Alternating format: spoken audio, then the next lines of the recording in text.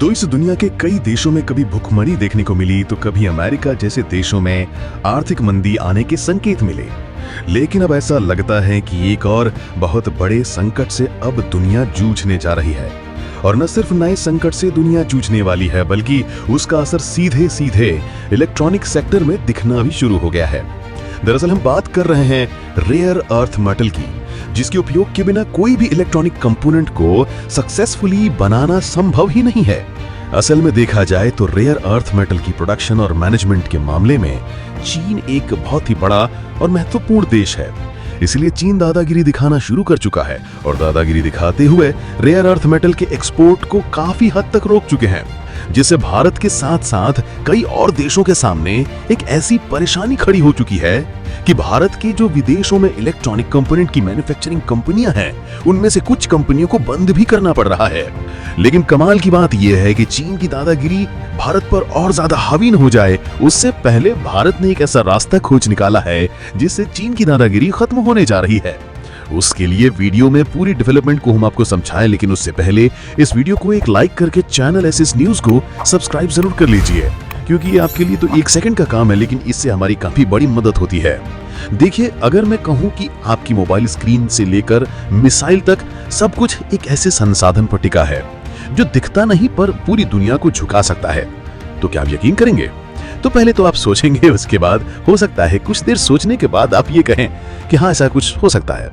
फिलहाल आप यकीन करें या ना करें, लेकिन अब जो सच्चाई हम लोगों के सामने आ रही है, ऐसे में यकीन करना ही होगा, क्योंकि ये कहानी है रेयर अर्थ मेटल्स की, जो कि एक ऐसा धातु युद्ध का रूप ले चुका है जहां चीन सबको मात दे रहा है और भारत नुकसान झेल रहा है। हालांकि ऐसा भी नहीं है केवल भारत ही नुकसान झेल रहा है, बल्कि भारत के साथ साथ नुकसान झेलने वाले कई और देश भी हैं जो कि रेयर अर्थ मेटल के मामले में चीन पर डिपेंडेंट है।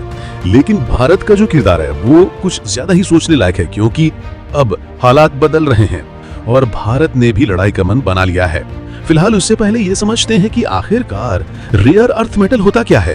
तो देखिए, इसके लिए आपको बता दें कि रेयर अर्थ एलिमेंट्स में कुल 17 मेटल्स होते हैं, जैसे नायोटीमियम, डाइस्प्रोसियम, लैंथम, इट्रियम वगैरह। ये metals mobile, laptop, TV, wind turbine और इलेक्ट्रिक गाड़ियों के साथ साथ गाइडेड मिसाइल, फाइटर जेट से लेकर हर एक हाईटेक चीज में इनकी जरूरत होती है। पर नाम भले ही इनका रेयर अर्थ एलिमेंट्स रखा गया है, लेकिन ये रेयर यानी दुर्लभ नहीं है, बल्कि इनका खनन और प्रोसेसिंग बहुत जटिल और प्रदूषणकारी है। इसी वजह से दुनिया इनसे डाकी है और चीन ने इस डर का फायदा उठाया। यकीन मानिए, 1990 के दशक में जब दुनिया ने रेयर अर्थ माइनिंग से मुंह मोड़ा, तो चीन ने एक चाल चली। उसने रेयर अर्थ मेटल्स का बड़े पैमाने पर माइनिंग शुरू किया और सस्ते दामों पर पूरी दुनिया को सप्लाई देने लगा। आज चीन पूरी दुनिया के रेयर अर्थ मेटल्स प्रोडक्शन का लगभग 60-70% अकेले करता है, लेकिन प्रोसेसिंग में ये हिस्सा 85-90% तक पहुंच जाता है। हालांकि घमंड में खोए हुए चीन ने 2010 में जापान को रेयर अर्थ का एक्सपोर्ट अचानक रोक दिया और वहीं से सब देशों की नींद टूटी। चीन जानता है कि जिसके पास रेयर अर्थ एलिमेंट्स है, उसके पास दुनिया की टेक्नोलॉजी की चाबी है, और अब वो धीरे धीरे कीमतें बढ़ा रहा है, साथ ही सप्लाई घटा रहा है, यहाँ तक कि कई देशों को मजबूर कर रहा है कि वो चीन की शर्तों पर चले। भारत के पास भी रेयर अर्थ का भंडार है, खासकर मोनेजाइट सैंड्स में, जो केरल और ओडिशा में मिलती है। लेकिन भारत में प्रोसेसिंग की टेक्नोलॉजी नहीं है, साथ ही पॉलिसीज में पारदर्शिता की कमी है और सरकारी कंपनी IREL पर पूरी निर्भरता है, क्योंकि प्राइवेट कंपनियों को घुस नहीं दिया गया। नतीजा ये हुआ कि 2020 से 22 के बीच भारत में कई इलेक्ट्रॉनिक कंपनियां जो रेयर अर्थ एलिमेंट्स पर निर्भर थे, उन्हें बंद करना पड़ा और चीन से महंगी सप्लाई खरीदनी पड़ी। यहाँ तक कि इलेक्ट्रिक व्हीकल्स और मोबाइल सेक्टर में लागत अचानक बढ़ गई और 2022 में भारत का 85% से ज्यादा रेयर अर्थ प्रोडक्ट चीन से इंपोर्ट हुआ। अब सोचकर देखिए कि भारत दूसरे के कंधे पर बंदूक रखकर चला रहा है, क्योंकि भारत दुनिया का 30 सबसे बड़ा इलेक्ट्रॉनिक्स बाजार बन रहा है, लेकिन कच्चे माल के लिए 200 पर निर्भर है, जो एक बड़ी विडंबना है। ये समस्या और ज्यादा इसलिए बढ़ गई क्योंकि चीन ने 2024 से 7 खास रेयर अर्थ तत्वों और उनसे बने मैग्नेट के निर्यात के लिए विशेष परमिट की जरूरत शुरू कर दी है।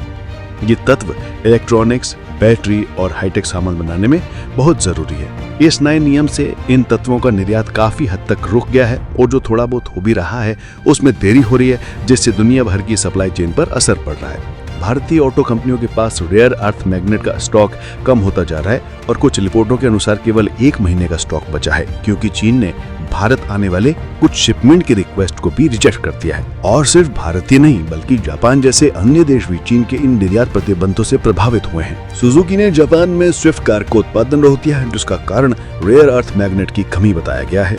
चीन की हरकतों से परेशान होकर अब भारत नींद से जाग चुका है और भारत ने क्रिटिकल मिनरल मिशन लॉन्च किया है, जहां इसी टर्म में भारत ने ऑस्ट्रेलिया के साथ समझौता किया।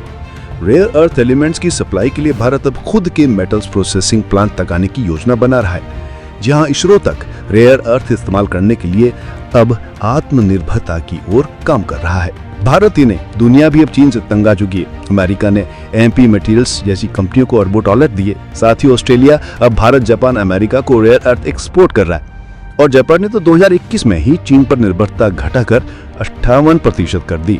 और यूरोपीय यूनियन ने क्रिटिकल रॉ मटेरियल्स एक्ट पास किया, जिससे वो अपने खुद के स्रोतों की खोज में लग गया।